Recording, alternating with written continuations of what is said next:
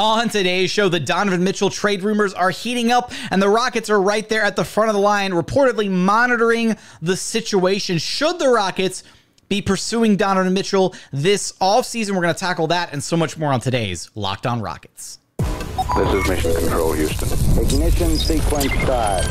6, 5, 4, 3, 2, 1.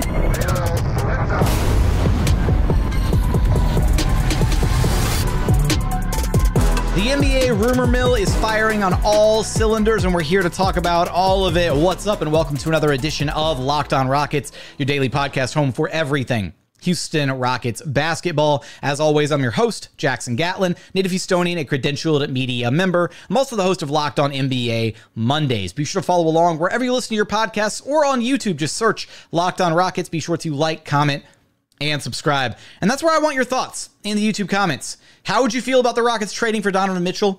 What would be too much to give up in a trade for Donovan Mitchell? Let me know in the YouTube comments. Now, today's episode is brought to you by Game Time. Download the Game Time app, create an account, and use code LOCKEDONNBA for $20 off of your first purchase. Terms apply. And as always, thank you so much for making Locked On Rockets part of your day every single day, whether it's on your way to work, on your lunch break, in the gym. Thank you for being an everydayer. Now, I want to preface this by saying we did talk about the Donovan Mitchell rumors a little bit last week, kind of in passing, because ESPN's Brian Windhorst mentioned 3 teams that he thought would be the top suitors for Donovan Mitchell. He said the Lakers, the Heat, and the Nets would be in the running. And at the very end of that segment that he did on TV, he also was like, oh, and also Houston. Like, he really quickly, yeah, Houston might be in the running too. And now this week, The Athletic's Kelly Iko reported that the Rockets are currently still monitoring they're one of the teams monitoring the Donovan Mitchell situation in Cleveland. Now, it's worth noting here, and I should have included this last week when we were talking about the Mitchell stuff, but the Rockets have had interest in Mitchell for a while. Like, they've been monitoring the situation going all the way back to, like, last summer. I remember conversations taking place in, like, July 2023 about Donovan Mitchell and like exploring potential trade talks with the Cavaliers. Now, how serious those conversations ever became, whether it was just kind of, again, similar situation, them monitoring things, seeing, what could potentially happen. Because whenever a top 20, top 15 player has the possibility of shaking loose, you're going to do your due diligence and you're going to kind of kick the tires and see what's up. So that's why we're talking about it on today's show, because I do think there are legitimate arguments on both sides of the aisle, because there are some Rockets fans who would love to get their hands on Donovan Mitchell, and there's others who are like vehemently opposed to it. And if I had to say from the jump, I'm probably more so in the camp of opposed to trading for Donovan Mitchell, but we're going to navigate today's show and kind of see if we can't talk ourselves into it, maybe, throughout these first couple segments. And then later on in the show, I want to talk about Malik Beasley being reported as one of the potential free agent names for the Rockets to consider this offseason. So a lot to get to in today's show. Let's start with some of the pros and cons for trading for Donovan Mitchell. I think just in a vacuum, Donovan Mitchell would be a massive upgrade for this Rockets roster. I think in any trade scenario you're talking about with Donovan Mitchell, you'd be having to give up more than likely. Jalen Green would be like the centerpiece of a Donovan Mitchell trade, but you could also maybe see permutations of the trade that involve Cam Whitmore as the headliner, or as the headlining like blue chip prospect going back to Cleveland, or even possibly Amen Thompson. I would not include Cam or Amen or any of the, core 6 in a trade like this. And again, we're going to have to, at least for the sake of the discussion, use Jalen as the trade bait for Donovan Mitchell. So we'll operate under that assumption. But if you're just telling me that you could take this exact Rockets team and run it back and basically swap out Jalen Green for Donovan Mitchell, then yeah, like that's a really enticing prospect if you're a Rockets fan, right? That team, I think, is probably a guaranteed top 6 team in the Western Conference, arguably a top 4 team in the Western Conference, because a lot of their shortcomings this past season occurred when nobody could step up to score the ball, when teams started double and triple teaming Alperen and Sengun. Fred VanVleet had games where he could deliver, and Jalen Green had some games where he was able to deliver at a high level, but there were also a lot of games where nobody could step up to the plate and nobody could score the ball. The Rockets were a great defense this past season. They really struggled offensively. So bringing in a dynamic lead guard like Donovan Mitchell, who has the scoring prowess that he does, the secondary playmaking ability that he does, his ability just as an overall lead guard, like, that's a no-brainer. It makes a ton of sense. He's also, like, age-wise, he's not that far ahead of the rest of the Rockets' young core. Like, Donovan Mitchell's only 27 years old. So there's a lot to like about his potential long-term fit in Houston alongside the remaining members of the Rockets' core six, right? If you did trade Jalen Green, how he fits alongside potentially like a Min Thompson as the future backcourt of the Rockets, or next to Cam Whitmore or whatever. Maybe, you know, once Fred VanVleet's contract expires, if the Rockets do not want to have him in Houston long-term, then maybe your backcourt, you know, eventually Donovan Mitchell takes over and it's one of Cam or a Min sharing the backcourt minutes with him in the starting lineup. There's a lot of possibilities there. The downsides to a Donovan Mitchell trade are a lot. There's a lot of downsides. First off, I do think injuries are a bit of a concern with Mitchell. He hasn't played more than 70 games since his sophomore season. You go back and look at the last few years. Last season, he played 55 games. The year before that, 68, 67, 53, 69. Not nice because of the injury. But I do think that, you know, for a guy that is supposed to be a number one option, you know, your tier one guy or whatever, if you're going to trade a bunch of assets for, you know, a guy that's basically you can pencil in to miss anywhere from 10 to 25 games a year, every year, that's a lot of games to miss every single season. And we saw the Cavs kind of struggle when Donovan Mitchell left the lineup, right? It's tough to rely on a guy in that role on your team and then to miss him for a quarter of the season every year. That's a lot to deal with. On top of that, and this is kind of the biggest question mark with Donovan Mitchell, it's one of the reasons the Cavaliers are looking to even trade him the way they are right now after giving up so much for him in the first place to the Utah Jazz, is he's got 2 years left on his deal. The final year is a player option, so he's under the contract for this next season, and that's it. He hasn't been able to figure out a contract extension with the Cavaliers, in part because financially it makes more sense for Mitchell to hit unrestricted free agency and sign a brand new contract than it does for him to sign a contract extension, because he can make more money by becoming an unrestricted free agent and signing a brand new deal. So it doesn't make financial sense for him to sign an extension regardless of if he wants to be in Cleveland or not. But that is one of the concerns, is whatever team potentially trades for Donovan Mitchell, whether it's the Rockets or someone else, they're going to have to trade for him, and they're going to have to operate on his word that he's willing to re-sign in whatever location he goes to. Now, there's a reason that the Nets feel confident, right? That he wants to play in New York, that kind of thing. LA would be another one where, like, you know, it's the LA market, like you're playing next to LeBron and AD, like maybe that's a situation where he's just like, yeah, sure, I'll re-sign, like, cool. But if you're the Rockets and if you're kind of trying to get involved as like a dark horse candidate to land Donovan Mitchell, do you really want to mortgage, you know, Jalen Green's future and his upside, his potential, as well as however much draft capital it would take to make the deal go through for what might ultimately wind up being a one-year rental of Donovan Mitchell? Because he can bolt next summer. That's the crazy thing, is unless you are absolutely certain that he is going to sign a brand new contract summer 2025, or that you could get him to sign a contract extension, which if he's not going to sign one with Cleveland, why would he sign one anywhere else? It just doesn't, like, that. That's kind of the scary part, is how much would you be willing to trade? How risk averse are you to making that deal? What would a deal look like? That's kind of one of the important parts here, is how much would be too much to give up for Donovan Mitchell. We're going to tackle that and so much more coming up here in just one moment. First, today's episode is brought to you by Game Time. Game Time is an authorized ticket marketplace of the NBA, which makes getting playoff tickets even faster and easier. Prices on the Game Time app actually go down the closer it gets to the tip-off. With killer last-minute deals, all-in prices, views from your seat, and their lowest price guarantee, Game Time takes the guesswork out of buying tickets. Now, I don't know about you, My least favorite thing when I'm buying tickets, whether it's to a sporting event, to a concert, whatever, is you're going through the process, and then at the very end, they hit you with all those hidden fees right there. You know, digital handling fees, service charges, all that stuff. I hate that. Doesn't happen with Game Time. They give you their all-in price up front, so you know exactly how much you're paying throughout the whole ticket buying process without getting to the very end, and then suddenly you're paying as much in fees as you are for the actual tickets. So take the guesswork out of buying your tickets with Game Time. Download the Game Time app, create an account, and use code LOCKEDONNBA for $20 off of your first purchase. Terms apply. Again, create an account and redeem code LOCKEDONNBA. That's LOCKEDON NBA for $20 off. Download Game Time today. Last minute tickets, lowest price guaranteed.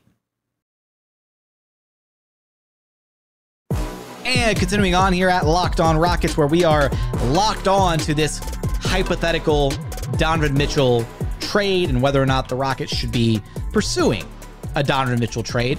One more point in the kind of pros and cons column as we're stacking up the cons here is I do think Donovan Mitchell's had some disappointing postseason performances. I'm not going to say he's like a choke artist in the postseason or anything, but he has had some games and some moments in the postseason that have been less than stellar.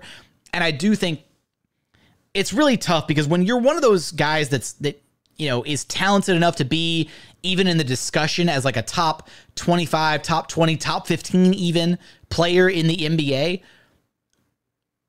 but you're not quite good enough to be the number one option on a contender, that's a really precarious place to be as a player, right? Like case in point here, I'll draw an example. Damian Lillard. Absolutely phenomenal player, right? NBA top 75 all-time list, all that good stuff. But he was the number one option for the Blazers for years, and all they had to show for it was a Western Conference Finals showing where they got swept by the Warriors. But Dame as a so that was what the Blazers got trying to build a team around Dame, who was really, really good, but maybe just not quite good enough to be the first option on a legit championship contender. I kind of feel like Donovan Mitchell is in that same boat. Is he good enough to be the number one guy on a legit championship contender? I don't see it, personally. I think that he has some inconsistencies in his game. He's had some disappointing playoff performances, but could he be a really, really good number two guy or a really, really good kind of 1A option to bridge the gap as Sengun and the rest of the Rockets young core kind of grow and develop and get better? Possibly. So that's why we're discussing this. Now, I will say that for the Cavaliers, because whenever we do these hypothetical trade rumors, discussions, whatever, I try to put myself in the other team's shoes. And I do think the Cavaliers would want to at least try and recoup some of the value that they sent out for Donovan Mitchell to the Utah Jazz in the first place. So it's worth revisiting that trade. They sent Ochai Agbaji, Lauri Markkanen, and Colin Sexton, as well as 3 first-round picks and 2 swaps. That's a lot that they paid for Donovan Mitchell.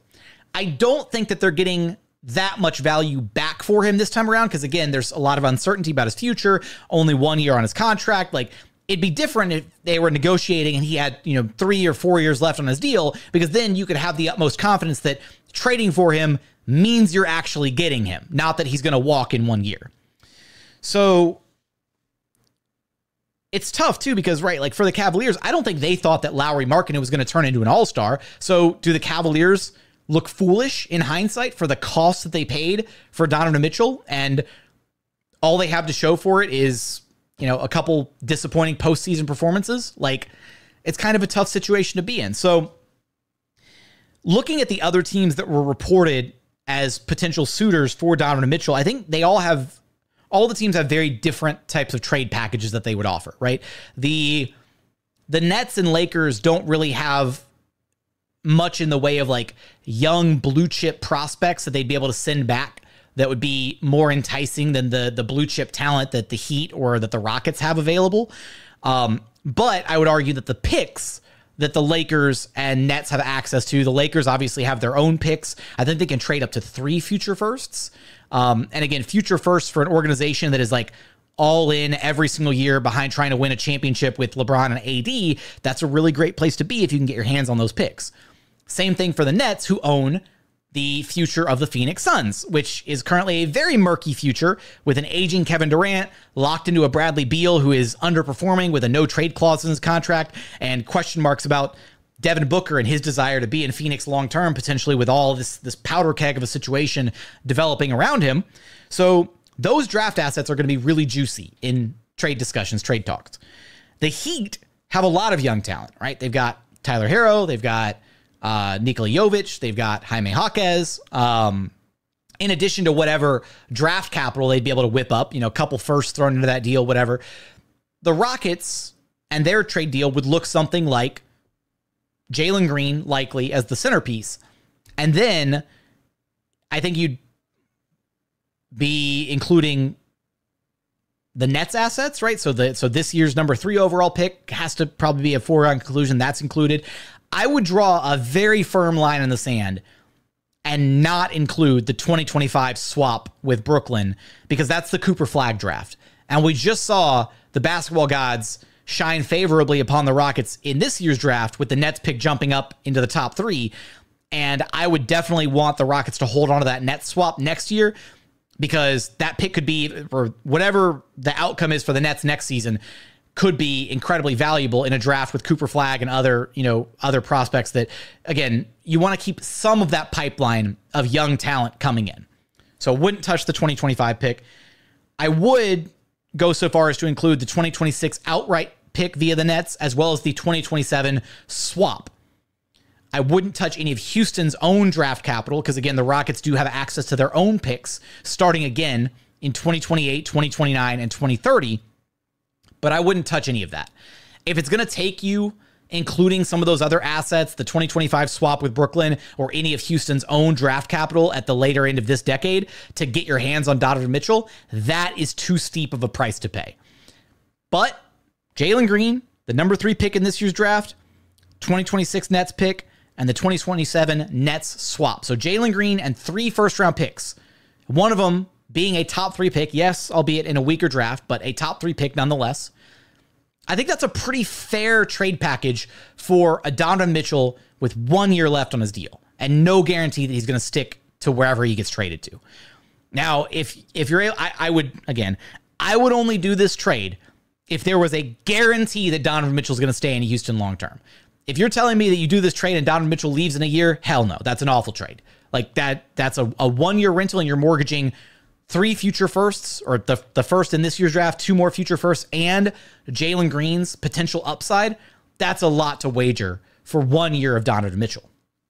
And that's I think the crazy part of this conversation is just, with where the Rockets are at, and I made this point, but just, I think it makes sense to give Jalen Green the benefit of the doubt and let him see if he can build on what he did at the end of this last season. Now, if he can't, if next year things start out a little rough again and he's playing some subpar basketball or whatever, or he regresses again and the start of the year does not look good, then yes, we're going to revisit. We're going to have some hard conversations about Jalen Green. It's probably not going to be a lot of fun going into the trade deadline yet again, like it was this past season. But I do think that the Rockets long-term would be in a much, much better spot if they held on to this year's pick, drafted another piece of young talent, kept the rest of the Brooklyn picks, kept that pipeline of young talent coming in, or again, just future, flexibility for making deals with those Brooklyn assets, rather than making an all-in move for a guy who is arguably not good enough to be the number 1 guy on a championship contender during a time in which it doesn't even feel like the Rockets have approached their championship window with this current roster. I understand the desire for wanting to add more talent to this team. I really do. And I would also argue, because I did the episode a few weeks back talking about potentially trading for Paul George, that's a very different circumstance in the assets that would be leaving Houston to acquire Paul George in my hypothetical in that show than this hypothetical where you'd be giving up on one of the pieces of the young core 6, so Jalen Green in this instance, as well as mortgaging all those assets, those future assets via Brooklyn. This is kind of an all-in move. It's not the only all-in move, because then the Rockets would still have access to their own assets down the line. They'd still have that 2025 swap with Brooklyn that could be a really attractive trade piece down the line. At any point, they could trade any other members of the young core, maybe package one or two of them for another, top 10, top 15 player, whatever. They still have options. But this type of trade, the weight behind it, the cost behind it, feels like an all-in move, and it doesn't feel like the Rockets are anywhere near all-in move territory yet at this point in the rebuild. So I wanted to flesh it out a little bit further than we did when we talked about it last week, because I don't think we really did the conversation justice. So I'm firmly in the camp right now.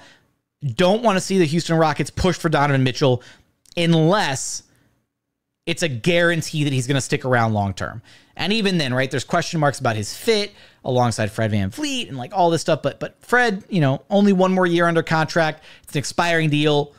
Hell, they could flip Fred VanVleet for other assets if they really wanted to, and they could run a backcourt of Donovan Mitchell and Cam Whitmore or Amin Thompson right out of the gate to start the season. There's nothing that says Fred VanVleet and Donovan Mitchell has to be your starting backcourt next year if you make a move for Donovan Mitchell. Maybe they make two massive moves. Maybe they trade Jalen and picks for Donovan Mitchell, and then they trade Fred VanVleet for whatever they can trade him for with that $40 million contract, whether it's expiring deals, whether it's other assets, whether it's a team that needs some salary cap relief, whatever it may be. There's options there. I just wouldn't do the trade under the parameters illustrated, right? Like if it costs any of that, the Rockets' own picks, if it costs the 2025 Brooklyn swap, if there's no guarantee that Mitchell wants to stick in Houston long term, I'm immediately walking away from that deal because it's too much risk and not enough reward for my taste. Coming up, want to talk about the reporting, though, involving Malik Beasley as a potential target for the Houston Rockets in free agency this offseason and how they might actually be able to offset not making a trade for a guy like Donovan Mitchell with their non-taxpayer MLE this offseason. We're going to get there in just one moment. First, today's episode is brought to you by BetterHelp. Look, we all carry around different things that stress us out. Could be something big, could be something small. And when we keep those things bottled up, it can start to affect your life in a bunch of negative ways. Therapy is a safe space to get those things off your chest and to figure out how to work through whatever is weighing you down. Look, I've done therapy in the past, and I found it to be an incredibly cathartic experience to have an unbiased third party walk me through the stuff that I was dealing with in my day-to-day life. So if you're thinking of starting therapy, give BetterHelp a try. It's entirely online, designed to be convenient, flexible, and suited to your schedule. Just fill out a brief questionnaire to get matched with a licensed therapist and switch therapists at any time for no additional charge. Get it off your chest with BetterHelp. Visit BetterHelp.com/LockedOnNBA today to get 10% off of your first month. That's BetterHelp, HELP.com/LockedOnNBA. And final segment here at Locked On Rockets, where, again, I'm curious your thoughts on the Donovan Mitchell situation, because I do think there are very legitimate arguments on both sides of the aisle there. So let me know those thoughts in the in the YouTube comments. Pardon me. Where I do want to take the show, though, here in this final segment is there was some additional reporting by the Athletic's Kelly Iko that highlighted Malik Beasley as a potential free agent target for the Houston Rockets. Now, Beasley, coming off a really successful year with the Milwaukee Bucks, started in 77 games for them and shot absolutely lights out. 41% on 7 3-pointers a game. When you talk about a Rockets team that is in desperate need of some shooting, Malik Beasley would be a guy that could provide you some of that shooting in a really big way. Now, what would it cost to get Malik Beasley? Well, the Rockets do have access to their non-taxpayer MLE this offseason, which clocks in first year starting just under $13 million. I think it's like $12.9 million right out of the gate. So you could do a total of like 4 years, $55.3 million is what you're looking at. That might be enough to entice Malik Beasley to come to Houston. But I wanted to discuss this in part because I do think Malik Beasley is an interesting name. The Rockets should absolutely be pursuing him if at all possible. In addition to there's some other free agency shooters out there on the market this offseason, right? Luke Kennard is another one. Maybe Kelly Oubre after, the really strong year that he had in Philadelphia. Like there's a lot of different guys that you go after. Buddy Hield is another one. Different guys who are like, known as, shooters at the NBA level that the Rockets could pursue to add to this roster. I will say though, one of the areas that's really hard to consider here, and I think fans oftentimes don't take this into account because the NBA isn't like playing 2K. Yes, on paper, the Rockets have their MLE that they can offer to a guy. Again, 4 years, $55 million, whatever it is. And that's all well and good, but sometimes these players actually want to like have an understanding or a concrete role, right? They don't want to just be like in this nebulous state of like, yeah, you're going to sign me, but like, am I actually going to play? What's my role going to be? Like, am I getting a starting spot? Am I coming off the bench? Like what are we doing here? And I think this is the really tough situation for the Rockets is they look like, as presently constructed, they have a strong 9-man rotation for next year. Fred VanVleet, Jalen Green, Dillon Brooks, Jabari Smith Jr., Alperen, Sengun. That's your starting 5. And then your 4 main key pieces off the bench: Amen Thompson, Cam Whitmore, Tari Eason, Steven Adams.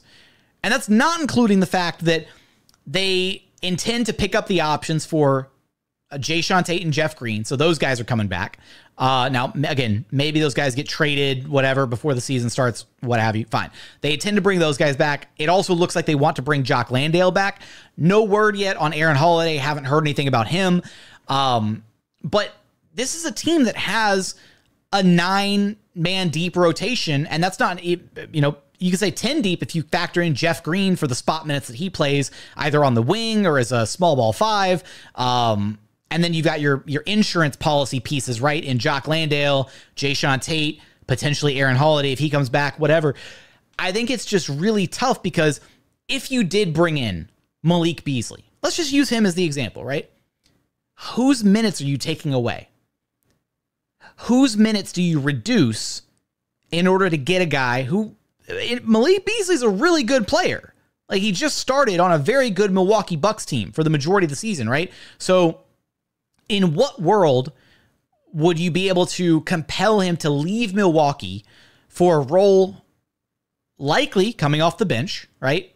And then without even like a guarantee that he's going to be like the de facto like 6th man off the bench, like that's kind of a tough position to be in. And that's going to be the position the Rockets are in with a lot of potential free agent targets, right? Because they're at a place where Cam Whitmore showed that he could produce at a very high level when given the reps. Amen Thompson was getting starter, he was a starter for the final quarter of the season, right? How do you walk that back? How do you justify cutting down the minutes for Cam, for Amen, for Tari Eason, who's one of the most, arguably the most impactful player on the Rockets roster from like an advanced analytics perspective? Like, you're going to want to try and get Tari 30 plus minutes a night. Do you take away the minutes from Jalen Green? Do you take him away from Fred? Maybe you let Fred rest a little bit more and coast through the regular season so that he doesn't have as much wear and tear on his body. Maybe you reduce his minutes down to, 30 something a night instead of, how he was hovering at like 36, 37, 38 a night for a while there. Now, the problem is the Rockets offense at times would kind of crater without Fred VanVleet on the floor because nobody on this Rockets roster could do what Fred VanVleet could do from an offensive playmaking and initiating perspective. Nobody was at his level this past year. Jalen Green improved steadily as the year went along, and then at the end, especially in March, I mean, he was fantastic. But like Malik Beasley doesn't replace that skill set. So I think the Rockets are in this really interesting predicament where, yes, they have the NT non-taxpayer MLE to throw at a target. They've got 13 million, 12.9 million, whatever. They could do it for however many years they want to do it for, up to, again, 4 years, 55 million. But they'd have to find the right player who would be willing to come to Houston. And, again, I don't even know if they have a guaranteed role carved out for them, because I think, at least the way that it looks right now, Tari Eason is probably your like 6th man, quote unquote, for next season. Even though he's not like your bucket getting 6th man, he's probably going to be the high minutes guy off the bench for the Rockets next year. I'm imagining he's getting at minimum 25 plus minutes a night next year, guaranteed. Assuming health, obviously. But then where do you get those other minutes? Like, if you do want to, and if you want to go commit 13 million a year, if you want to go commit 4 years, 55 million to a guy, and he doesn't even have a guaranteed role on the team, or he's, you're paying all that money to a guy who's only going to be your 3rd or 4th most important guy coming off the bench, that's a really tall order, I think. So while I'm definitely interested in a Malik Beasley type, in a Buddy Hield type, Luke Kennard, whatever, these different shooters that could potentially make their way over to the Houston Rockets, how much is too much to pay for one of those guys? And will the Rockets be able to convince any of them to come to Houston in a role that would, I think, likely be similar to like Reggie Bullock's role this last season, where Reggie Bullock was kind of like the veteran 3-and-D shooter that the Rockets brought in.